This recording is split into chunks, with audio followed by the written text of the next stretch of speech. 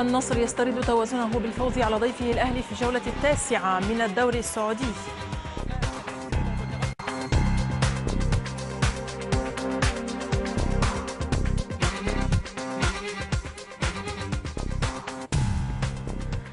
تحية رياضية لكل مشاهدي العربية. أعاد النصر ضيفه الأهلي إلى دوامة الهزائم وخطف منه فوزا ثمينا بهدفين مقابل هدف ضمن منافسات الجولة التاسعة. سامي قاسمي والتفاصيل.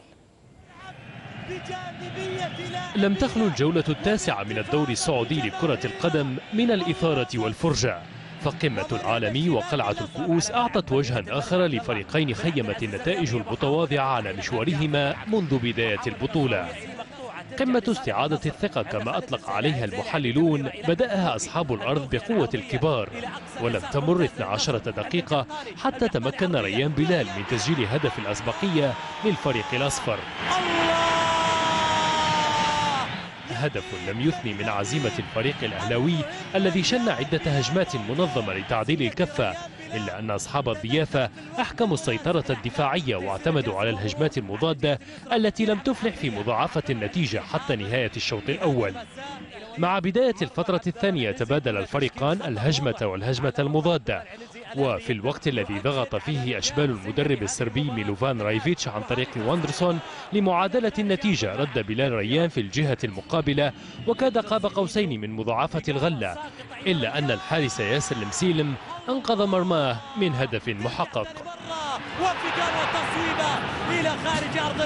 وما لم ينجح فيه بلال تألق فيه أوفيديو بيتري محققا الثنائية لجماهير العالم بحلول الدقيقة 60. من الاشتراك القادم للنجم القادم لم يستسلم رفقاء عماد الحوسني الغائب عن اللقاء حتى الدقائق الأخيرة، ورموا بكامل ثقلهم ليتمكنوا في الدقيقة 87 من تقليص الفارق عن طريق حسن الراهب.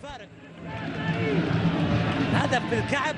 في الأنفاس الأخيرة حاول الأخضر العودة في النتيجة لكنه لم يفلح بسبب نرفزة لاعبيه، حيث لم يتردد الحكم الفرنسي من طرد عبد الرحمن الجيزاوي لتنتهي المباراة بفوز للنصر ارتقى به إلى المركز الثاني ب16 نقطة بفارق الأهداف عن الاتفاق، فيما تراجع الأهلي إلى المركز الثاني عشر ب7 نقاط.